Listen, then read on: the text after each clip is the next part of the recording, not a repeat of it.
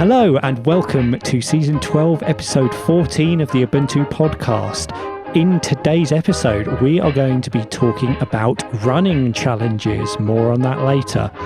We will also have some command line love, and we will go over your feedback. Joining me this week is Martin. Hello, Martin. Hello.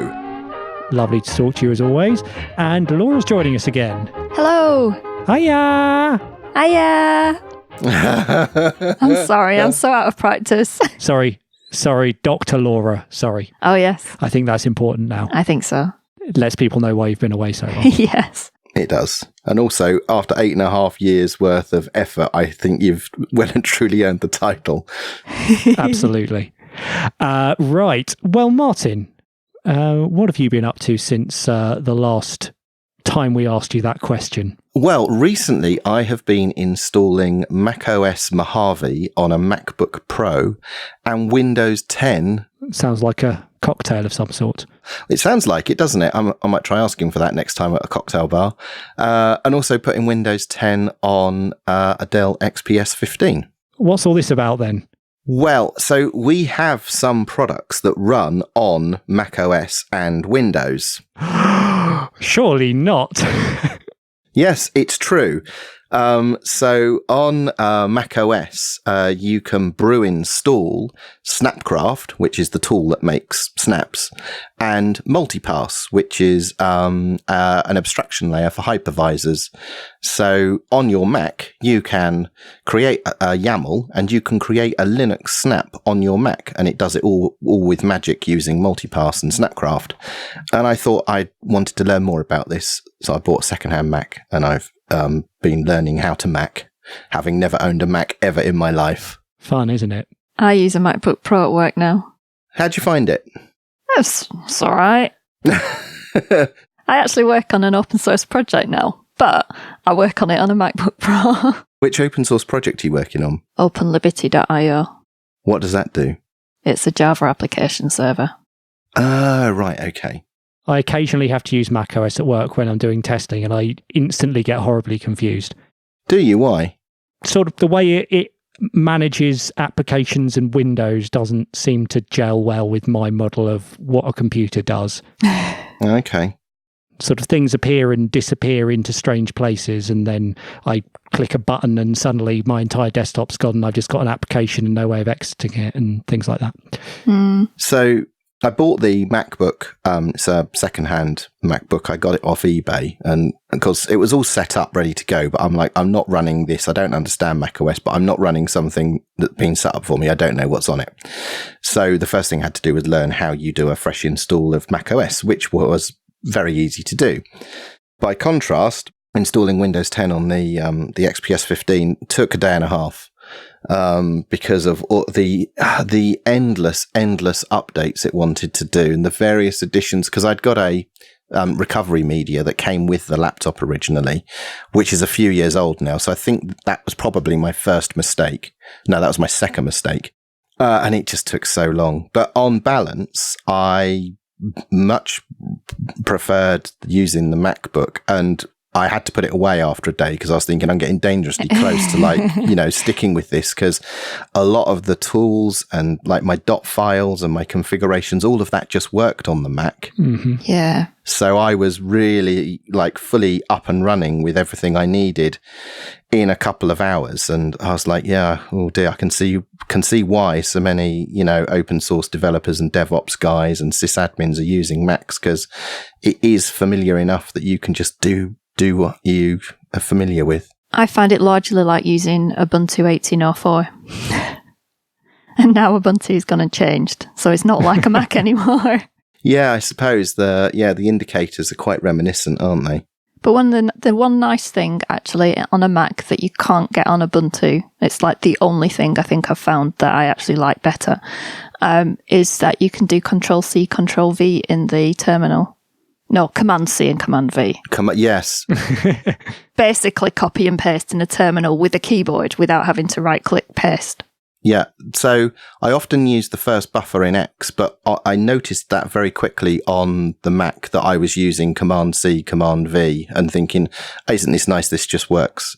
Yeah, they do make nice devices and nice software. It turns out, I have learned. Right. Well, enough of that treachery.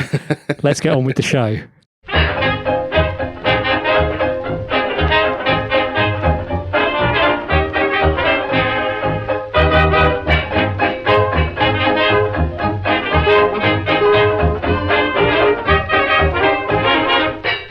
Well, since we have Dr. Laura on the show, we thought we'd talk to her a bit about a project that she's been working on with Andy. Hi, Andy.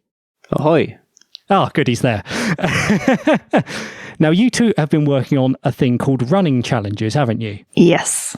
And I think that this is in some way related to Parkrun, which we might have spoken a bit about before. Of course.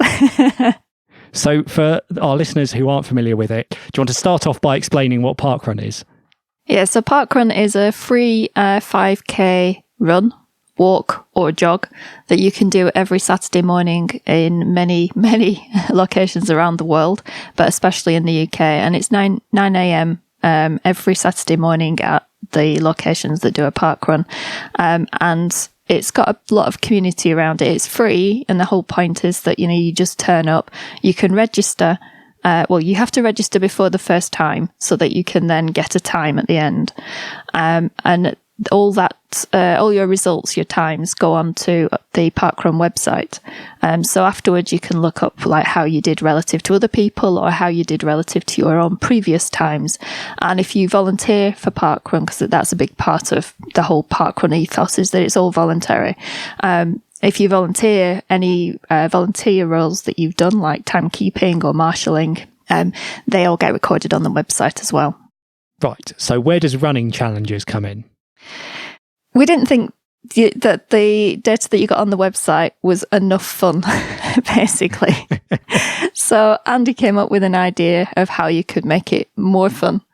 Well, I can't take all the credit for the extra fun. There's several Facebook groups. There's lots of people on Twitter who've started playing games with their results. So things like, can you spell anything out with the first letters of the parkruns you've been to? Or can you play bingo with the seconds part of your time? So can you get digits 00 to 59? Wow. Can you run in every, region of the UK? Or can you run all of the ones in London or all of the ones in Yorkshire or something like that? So there's lots of games out there that people have started playing. And did people just come up with their own methods of tracking this kind of thing? Spreadsheets. Right, I see. Some spreadsheets, some posters, there's some beautiful handmade posters people have created that they then fill in either as a table or they colour in areas so there's a lot of different approaches to tracking it. I got interested in doing the Alphabetia challenge, which is the first letter of every parkrun's name if you can get A to Z. So Andover is A, Basingstoke is B, and so on. And so Andy thought he could write a script to sort of record and automatically work out which letters I hadn't done yet. And then from that, it kind of evolved into, we could create a website, but a website that anybody could use. But then a website would mean hosting, and it's Parkrun's data, and Parkrun is all funded by sponsorship and donations. So you wouldn't want to take people away from the Parkrun website itself, because otherwise they won't see the sponsorship.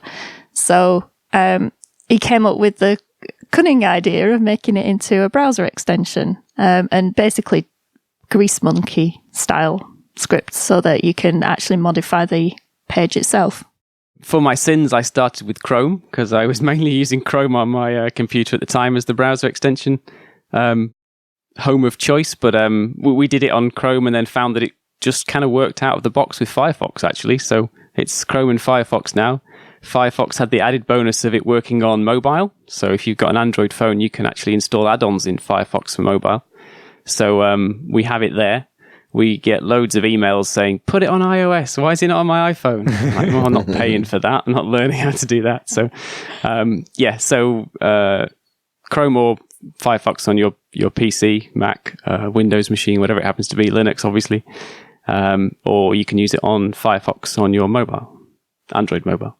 So that's really cool. So they basically use the same format and APIs for their their extensions now, do they? So once you've got it working on one, there's no extra work to do. Providing you fit within a very narrow window of the golden path and don't stray off it, yes, you can do the same thing on both. I think there's actually one thing we have to do when we do it to the Firefox add-on store, and that's you have to give, I think, the ID of your extension, your add-on has to be in the manifest file for it, but you don't need it in Chrome.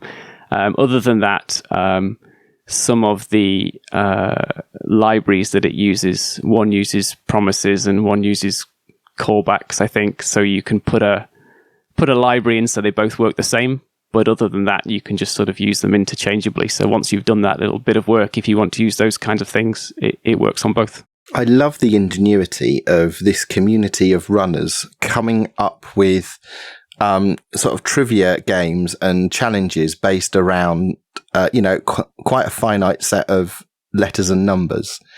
How many of the games that have sprung up through the community have you exposed through running challenges? So probably, in the first release, it was pretty much all the community created ones. So I don't know, maybe dozen, maybe a bit less. Yeah, so the first ones were very much name based. Like, there's the easiest piece of data we had was what the name started with. So we got all the easy ones, like the pirate challenge, where you had to get 7 C's and an R. So that was quite a nice one to start with. And there's the full Ponty. At the time, there were 3 parkruns that start with Ponty, 2 in Wales and 1 in Yorkshire. So if you can get all those 3, you've got your full Ponty. And recently, there's been a 4th Ponty, so it's harder to get now.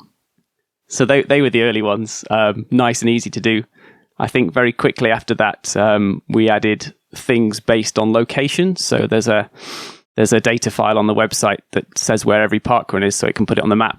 So it's quite easy to get the lat and long coordinates of each parkrun, and you can start using them to see which one's the closest one to you. So you can work out from all your results. You could say, well, which is the closest one I haven't done, or have you done all of the ones in those regions that I talked to? So that was sort of like the next step, was using the actual locations rather than just the words on the page. So that added a whole new set that people could do. So now if you go to different countries, you can get a country flag. How many people are sort of playing these sort of data augmented games based on their running history? Well, the people who've installed these extensions is about 10,000 now, I think. Holy cow. Yeah. It's quite cool. But the thing is, when you do these challenges in it, you get a virtual badge. Which turns out to be really popular. So are people achievement hunting now? Yeah. So Andy sat down with my Wacom tablet and drew a lot of badges. They get displayed at the top. So if you've got Alphabet E, you get a badge, a green badge with A to Z written on it, and that's your Alphabet A badge. And the pirate one, you get a Jolly Roger, I think. If you are an obsessive, in that you go to X number of parkruns a year, you get a bronze, silver and gold badge. Right. And people take screenshots of their badges and post them on social media, which is just awesome. So that's one interesting thing about the way this works. So you don't have any kind of storage or server behind this. This is just running when they load the page. Your extension looks at what's on the page and some other data that's available on the site, and then renders them their current status according to your set of rules. Is that right? Yeah, so it's entirely local in terms of storage. So if you delete it and delete the whole extension, you do lose the cache, but it can recreate it based on what your data is coming from the Parkrun page. So on the Parkrun website, each person has, I think it's about 2 pages that are linked together. And they display basically all their data that's been exposed by Parkrun. And so the extension goes and grabs that data from that page and then does all the calculations and things to work out which badges are valid. It also goes away and looks at, as Andy said, the region data, and that's based on Parkrun's definition of regions. So every so often people will contact us and say, oh, can you do this and can you do that? And it's like, well, Parkrun doesn't have that region, or it doesn't define it in that way. So we're just totally based on that XML file. And then we also, there's another parkrun website that contains data about whether a parkrun is live or not. So certain parkruns will shut down, certain parkruns are about to start but haven't started yet. So that information comes from there. And do you have issues with moving goalposts where you might have, well, like you were saying with the full Ponty, now the people who got 3 Pontys no longer holders of the full Ponty badge because there's a 4th? Very much so. The worst one is definitely regions. So Parkrun continuously have new events starting. Like every week there's a new Parkrun starting in the UK, often several. And then around the world the same thing happens. So the Regionaire badges change week to week. So you might have it for literally a day, depending on when the next one's due to start. So maybe you have it for a week actually until it marks as being live on the data page. But you can very quickly lose that badge, and it's no changes in our script at all. It's just pulling the latest data and finding it's different. So, like you said, next time you load the page, it's now different to last time you looked at it. The Facebook groups were very much with their piece of pen and paper. They were going, well, we say if you've done it within the last 8 weeks, you're still a holder of this, and we go, well, the data's changed. Tough luck. We don't store it, so it's just calculated it again, and you don't have it this week. How long have you been working on this? We started when we had a week off in February 2018. So that was just before I was about to start actually properly, seriously writing my thesis. So we had a week off and we spent a couple of days, I think, on it, coming up with the initial release. And at the end of that week, I think we put it into GitHub. And then since then, I mean, initially there were quite a few releases because obviously it's like the novelty of it. Yeah. And also because the other thing was that, as I said earlier, Parkrun is very much about volunteer and community. And so we tried to make sure that you could have volunteer badges as well. So there's a whole set of volunteer badges depending on which roles you've done and how many times you've done them. So people can get them even if they never run. So yeah, we added all those. So early on, there were quite a few releases where there were big, obvious changes, and then obviously it got more complicated and things. So there were some releases where they were largely just fixes. But other than that, I mean, Andy added a lot of maps some point last year. So a lot of the region-based challenges have a map where you can see which ones you've got, which ones you haven't got, and what the next parkrun would be to meet that particular challenge. So that used OpenStreetMap. I've been a big fan of OpenStreetMap for a while, especially the cycling one. I think that's a great project. So we definitely used that and ended up using the Leaflet.js library, which I think was getting quite popular last year possibly this year as Google changed all of their terms and conditions and rate limits and things. So a lot of people moved over. So I did see a lot of websites switching from Google Maps to OpenStreetMap based ones, including the Parkrun website shortly after us. And we did get a few requests saying, I see you're doing these maps. Can you help me migrate my website from Google Maps, please? And I'm like, not really, but Leaflet.js is pretty cool. give that a go. All my code's on this GitHub page, so you can go and have a look at that if it helps. And is running challenges sort of recognised or endorsed by Parkrun? It's not endorsed. Tolerated? Yes, it's entirely unofficial. We were quite excited when we saw certain people at the top of Parkrun liking our posts on Facebook or sharing things on Twitter. The main podcasts, one of which is the unofficial official one, and then other ones around Parkrun, they've talked about the challenges quite a lot and about the extension. We've noticed on some of so Parkrun sends out newsletters every month, I think, and they'll talk about different things. And they've got into talking about challenges. Now, some of the challenges aren't necessarily our defined challenges. Some of them are variants on it, and some of them are just challenges from the Facebook groups and things. But there are definitely some challenges in there that Andy came up with. Brilliant. And they released a terminology post. I think that was the most recent one, and it said these are the top 10 terms to know you're into parkrun, or to know your parkrun, you have to know what these terms are. And there was definitely one which I made up on the couch. So the obsessive one was definitely mine. I remember doing that. And then I think the other podcasts that talk about parkrun claimed a few as well. So we were just seeing who was claiming all these terms. It was quite amusing. So I believe that if people want to see or hear more about running challenges, you're talking on the scheduled track at OggCamp this year, aren't you? We are. We're going to be talking on Sunday morning at OggCamp. Excellent. Which means that you have time to go and do parkrun on the Saturday morning. And we'll be going to one of the local parkruns, and close to the time we'll work out which one, whichever's most convenient. And we will announce it on the Running Challenges Twitter account. And if people can't wait until then and they want to give Running Challenges a go for themselves, where can they go? They can go to running-challenges.co.uk or at Run Challenges on Twitter. And they can find out more about it from there, or they can go to the Chrome and Firefox stores and just search for Running Challenges, should find it. And if you want to have a look at the code, it's available on GitHub at github.com. We'll put a link in the show notes.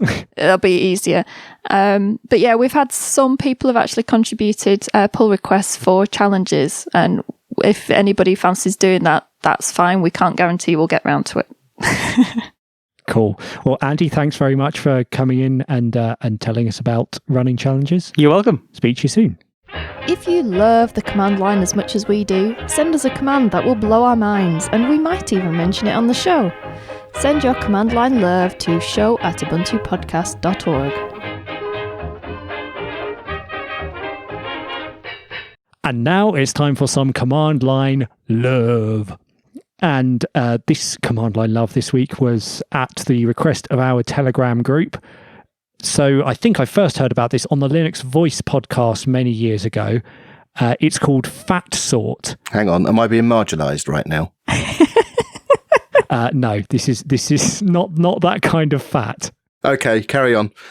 So this is for when you have a fat formatted device, file allocation table formatted device.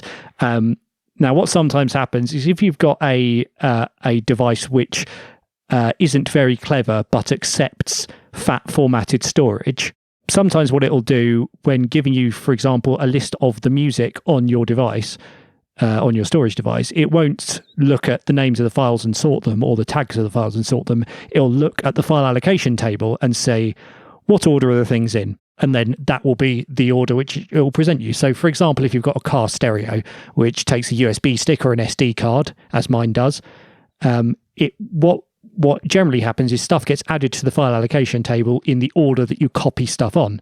So what you'll find is that the first song that your car thinks is on your car stereo is the first one you ever copied on there, and the last one is the last one you copied on there. And they might be in no logical order whatsoever.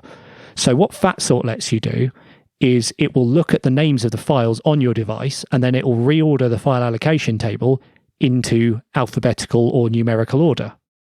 Wow. There is a time where this would have been an extremely valuable tool for me. Those days are gone, but I can certainly see the value in this. When my old car used to plug USB sticks in with MP3 music, and it used to infuriate me that Van Halen was listed first. Somewhere in the middle was AC/DC, and ZZ Top was nowhere to be found.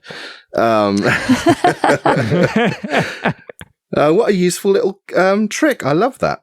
You've got to be a bit careful because, it's messing around with your file system, so you don't want to point it at the wrong device and accidentally toast something. But yes, it's quite neat. And yeah, I think you can install it in the usual ways and find out how to use it with the man page, because their website is not very informative. Did you know you can come and chat with us and other listeners in between shows? Come and join us in our Telegram group at ubuntupodcast.org/telegram.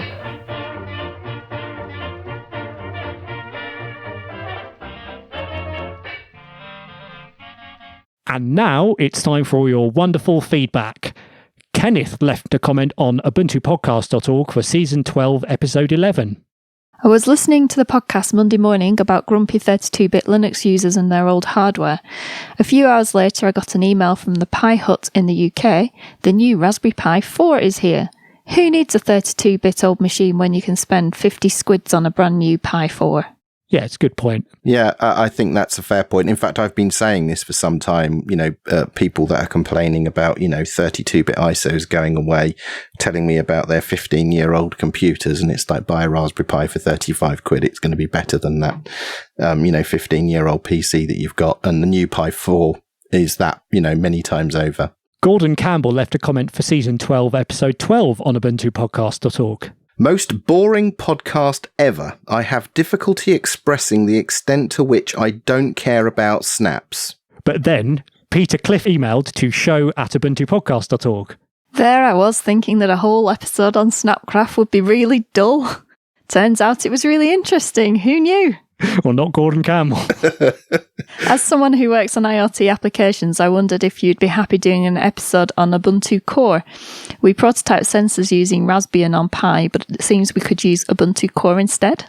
Yes, you can use Ubuntu Core instead. That is the version of Ubuntu that is expressly designed for delivering IoT appliances. Okay, we'll take that on board. The summer holidays are coming up, so it's all a bit crazy at the moment with the schedules. But after the holiday season is behind us, let's see if we can get some people from the Ubuntu Core team on to talk about what Ubuntu Core is and what you might use it for. That would be excellent. So less packaging and more IoT. Yeah, I mean, and as I understand it, everyone loves a bit of IoT, particularly the letters IoT. And Cree Trapper commented on Season 12, Episode 10. And where's the picture of Mark's house? So I think we said in that episode that we would include a picture that somebody drew of my house in the show notes. And you didn't? And Martin didn't. Yeah, as is usual, that's my fault. But that's an awesome picture. I saw that. I know it is. Right, so when we finish recording right now, I will go and update Season 12, Episode 10 and add the splendid picture of Mark's house. And maybe what I will also do is tweet that out from the Ubuntu Podcast Twitter account. Excellent. And thanks to Dan Carr, Eric Adams and Matthew Anderson on Twitter for enlightening us as to the differences between mayonnaise, Miracle Whip and salad cream. We know you've got a Facebook account, so stop sharing cat photos for a moment and like or share our posts so your friends and family can find the Ubuntu podcast.